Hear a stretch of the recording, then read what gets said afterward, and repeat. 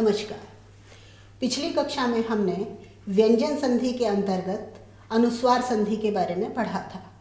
आज हम पढ़ेंगे जश्त्व संधि, यानी वर्गों के प्रथम वर्ण का तीसरे वर्ण में परिवर्तन। संस्कृत में इसका नाम है जश्त्व संधि।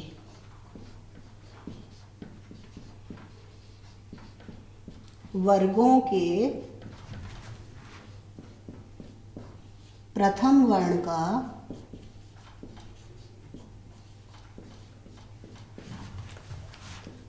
तृतीय वर्ण में परिवर्तन।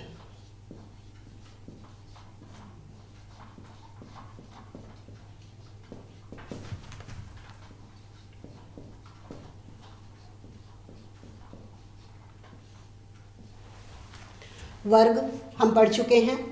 5 वर्ग हैं, यानी जितने व्यंजन हैं हमारे स्पर्श व्यंजन, उनको 5 वर्गों में बांटा गया है। क वर्ग, च वर्ग, ट वर्ग, त वर्ग और प वर्ग, कुचुटुतु पु जो हमने बोला था। अब वर्गों के प्रथम वर्ण का क वर्ग क, च वर्ग का प्रथम वर्ण च, ट वर्ग का प्रथम वर्ण ट, त वर्ग का प्रथम वर्ण त और प वर्ग का प्रथम वर्ण प। वर्गों के प्रथम वर्ण का तृतीय वर्ण में परिवर्तन हो जाना। तृतीय यानी क को ग बन जाना, च को ज बन जाना, ट को ड बन जाना, त को द बन जाना और प को ब बन जाना। अब प्रश्न उठता है, ये कब होगा? परिवर्तन कब होगा? ये कौन सी ऐसी कंडीशन होगी, कैसी स्थिति में ये वर्गों के प्रथम वर्ण को तृतीय वर्ण होगा? उत्तर है, जब प्रथम वर्ण के सामने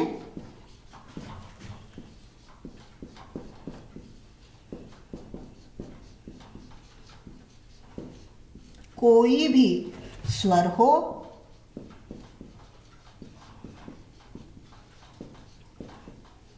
या कोई भी स्वर हो या वर्गों के तृतीय, चतुर्थ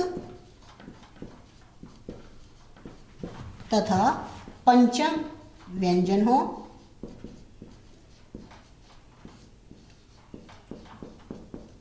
और य, र, ल, व, ह, इनमें से कोई वर्ण हो। वर्ण या व्यंजन, कोई व्यंजन हो। साधारण भाषा में पूर्व पद का अंतिम वर्ण क, च, ट, त, प में से कोई होगा। सामने कोई स्वर हो सकता है या वर्गों के तीसरे यानी ग, चौथा यानी घ, तीसरा, चौथा और पंचम। अभी मैं इस संधि में आपको ये पंचम वर्ण नहीं बता रही, क्योंकि पंचम वर्ण का नियम एक अलग है। अभी हम समझेंगे सामने तीसरा, चौथा और स्वर होने पर। उदाहरण है, जैसे सबसे पहले हम कर रहे हैं क को ग कर रहे हैं।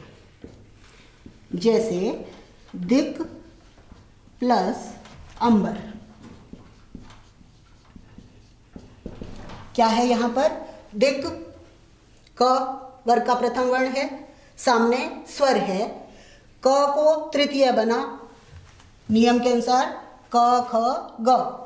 ग में अ मिला, बना दिगंबर। दिक् प्लस अंबर, दिगंबर। सामने व्यंजन का उदाहरण देखते हैं। दिक् प्लस गज। इस क को क, ख, ग आधा बनेगा। दिग् ग आधा बना। सामने कोई स्वर नहीं है, यहाँ पर स्वर था इसलिए वो ग पूरा हो गया था। दिगंबर, यहाँ ग और सामने ग, दिग्गज। हमने क्या देखा कि वर्ग का प्रथम वर्ण क है, उसके सामने तृतीय वर्ण आया ग या स्वर आया, दोनों के स्थान पर तीसरा ग बन गया। अब दूसरा लेते हैं च। च को बनेगा ज, च, छ, ज। उदाहरण है अच प्लस अंत। च का तीसरा च छ ज, ज में अ मिलेगा, वो ज पूरा बन जाएगा अजंत। आ की मात्रा लगा दो, अजंता बन जाएगा। ठीक है। अगला है ट को ड। ट का तृतीय वर्ण है ड। फॉर एग्जाम्पल षट प्लस आनन।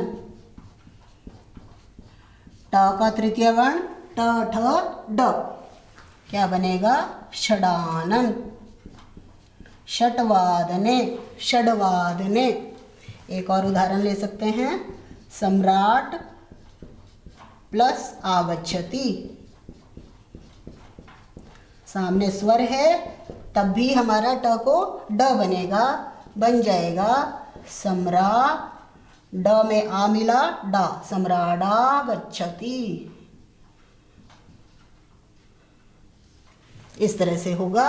नेक्स्ट हम लेते हैं त को द।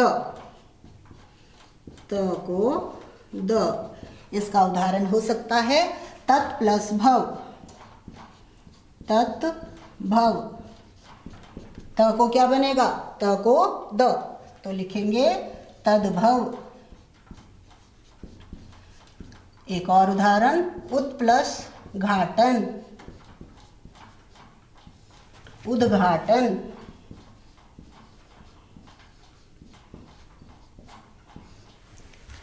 वर्गों का अंतिम वर्ण प। प को क्या बनेगा? प फ ब, प को ब। इसका उदाहरण लेते हैं अप प्लस ज, प फ ब, अब्ज। इसका अर्थ होता है कमल। अप यानी जल, पानी, ज मीन्स उत्पन्न होना, पानी में उत्पन्न होने वाला अर्थात कमल। एक और उदाहरण लेती हूँ इसका, सुप प्लस अंत, प फ ब बनेगा सुबंत।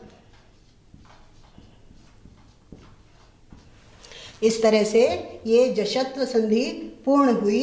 इसमें क्या हुआ? वर्गों के प्रथम वर्ण का तृतीय वर्ण में परिवर्तन हुआ।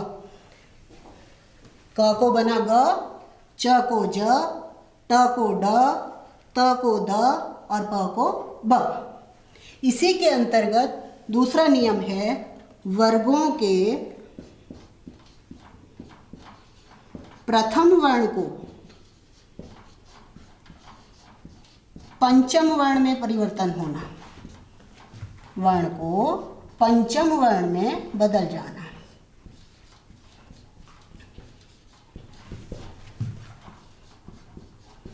प्रश्न उठता है फिर कब? पंचम वर्ण कब बनेगा? तृतीय हम सीख चुके हैं, पंचम वर्ण कब होगा?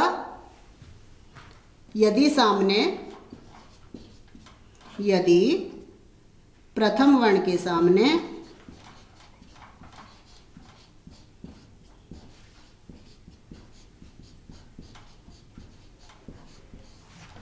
वर्ग का पंचम वर्ण हो, जो मैंने ऊपर छोड़ा था, वर्ग का पंचम वर्ण होने पर।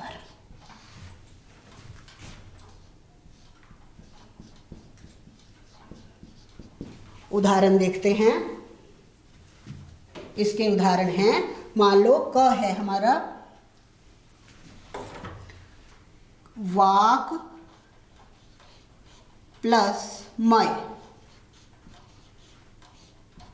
वाक क वर्ग का प्रथम वर्ण है, सामने पंचम वर्ण है म, क को क्या बनेगा? अंग। क ख ग घ अंग, तो बनेगा वांग्मय। वांग्मय किसे कहते हैं? इतिहास को। वांग्मय यानी इतिहास। दूसरा उदाहरण लेते हैं, जगत प्लस नाथ। त वर्ग का प्रथम वर्ण है, सामने पंचम वर्ण है, तो पंचम वर्ण त का त थ द ध न क्या बन जाएगा? जगन्नाथ।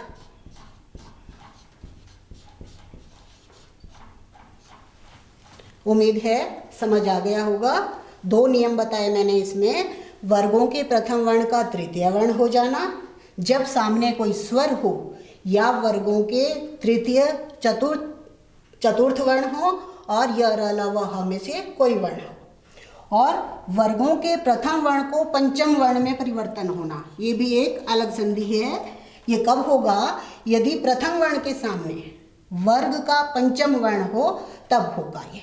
धन्यवाद। अगली कक्षा में और पढ़ेंगे।